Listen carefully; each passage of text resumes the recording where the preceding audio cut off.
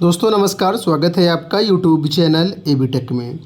आज है 12 मई 2025 और जान लेते हैं आज की महत्वपूर्ण खबरें जो आज के प्रमुख समाचार पत्रों पर छाई हुई हैं। सबसे पहले यहां पर देखिए अपडेट है कि अगले सत्र में ही विद्यालयों को नए शिक्षक मिलने की उम्मीद है। यहां पर बात हो रही है नई शिक्षक भर्तियों की।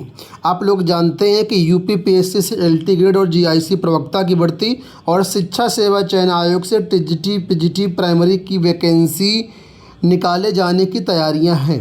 तो वैकेंसी निकलेगी, उसके बाद परीक्षा होगी, उसके बाद पूरा रिजल्ट आएगा, इसमें काफ़ी समय लग जाएगा। तो फिलहाल इस सत्र में 2025-26 सत्र में तो संभव नहीं है। इसी के बारे में ज़्यादा डिटेल दी गई, देखते हैं न्यूज़ को। लिखा हुआ है कि प्रदेश के अशासकीय राजकीय माध्यमिक विद्यालय और बेसिक शिक्षा के विद्यालयों को अब अगले सत्र में ही नए शिक्षक मिलने की उम्मीद है। इनमें शिक्षक भर्ती के लिए उत्तर प्रदेश शिक्षा सेवा चयन आयोग और लोक सेवा आयोग से विज्ञापन जारी होने का इंतजार है। अगर अगले 2-3 महीने में शिक्षक भर्ती के विज्ञापन जारी भी हो जाते हैं तो भर्तियों को पूरा होने में 1 साल का वक्त लगेगा। ऐसे में राजकीय शासकीय माध्यमिक व परिषदीय प्राथमिक विद्यालयों में मौजूदा सत्र 25-26 में शिक्षकों की कमी बनी रहेगी। हालांकि राजकीय व अशासकीय माध्यमिक विद्यालयों में एक समान नियमावली लागू हो जाने से अब समकक्षार्हता का विवाद खत्म हो चुका है। भर्तियां शुरू करने का रास्ता भी साफ हो चुका है। राजकीय माध्यमिक विद्यालयों में एलटी ग्रेड के तहत 2018 में विज्ञापन जारी किया गया था। 7 साल बीत गए लेकिन उसके बाद अभी तक विज्ञापन नहीं आया। इसी तरह जीआईसी प्रवक्ता भर्ती का भी विज्ञापन 2020 में आया था, उसके बाद से कोई विज्ञापन नहीं आया। 5 साल इसके भी हो रहे हैं। तो ये दोनों पदों का अध्याचन लोक सेवा आयोग के पास ऑलरेडी पहुंच चुका है। उम्मीद है कि ये विज्ञापन जुलाई तक जारी किए जा सकते हैं। वहीं पर अशासकीय माध्यमिक विद्यालयों की बात करें तो टीजीटी पीजीटी 2022 की परीक्षा जो है आप लोग जानते हैं शेड्यूल्ड है। टीजीटी की परीक्षा जून में, पीजीटी की परीक्षा जून में और टीजीटी की परीक्षा जुलाई में शेड्यूल की गई है। तो फिलहाल परीक्षा होने के बाद शिक्षा सेवा चयन आयोग इन भर्तियों पर भी, फ्रेश भर्तियों पर भी विचार करेगा। हालांकि अध्याचन उसने भी मंगाए हैं। बेसिक में भी प्राइमरी टीचर्स के पद खाली हैं। अब देखना यह होगा बेसिक में विज्ञापन कब तक आता है। तो कुल मिलाकर के ये सत्र जो 2025-26 चल रहा है इसमें तो नए टीचर नहीं मिल पाएंगे। अगले सत्र में ही नए टीचर मिलने की उम्मीद है। एलटी ग्रेड में आप लोग जानते हैं जीआईसी प्रवक्ता में इस बार जो है 2 फेस में भर्ती होगी, मतलब प्री और मेंस लागू करने की तैयारी है। इस वजह से भर्तियों में वक्त भी लगेगा।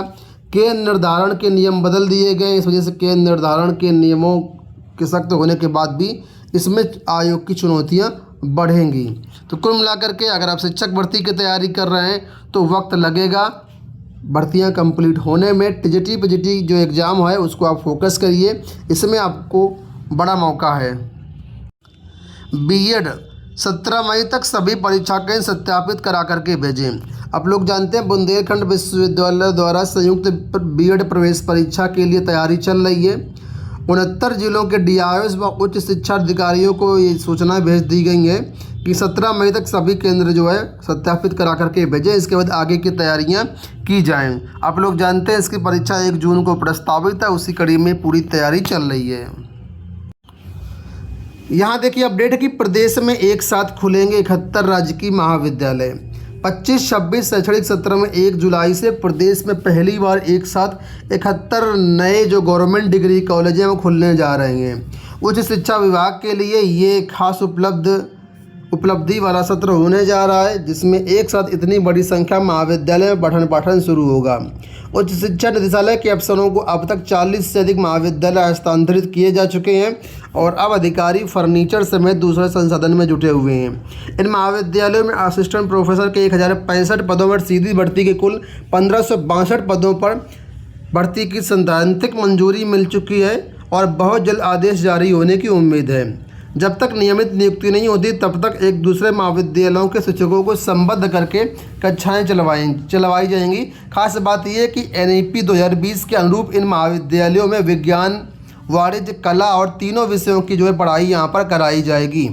तो कुल मिलाकर के 1562 पदों पर भर्तियों के लिए गवर्नमेंट डिग्री कॉलेज यानी जीडीसी असिस्टेंट प्रोफेसर बोले या जीडीसी प्रवक्ता बोले, इन पदों पर भर्ती की मंजूरी मिल चुकी है। विज्ञापन इसके भी जो है आपके जुलाई अगस्त तक हर हाल में आ जाएंगे। बिहार से एक बड़ी अपडेट निकल के आ गई है कि शिक्षा विभाग ने बिहार बोर्ड को भेजा दिशा निर्देश, सभी विषयों में एसटीटी जल्द। आप लोग जानते हैं बिहार में TRE 4 का आयोजन होने वाला है, लेकिन TRE 4 के पहले यहाँ पर एस्टेट परीक्षा कराए जाने के लिए तैयारी शुरू कर दी गई है। लिखा हुआ है कि राज्य में जल्द ही सभी विषयों की माध्यमिक शिक्षक पात्रता परीक्षा यानी एस्टेट होगी। शिक्षा विभाग ने बिहार विद्यालय परीक्षा समिति यानी BSEB को परीक्षा कराने की हरी झंडी दे दी है। साथ ही विभाग की ओर से आवश्यक दिशा निर्देश भी भेज दिया गया है।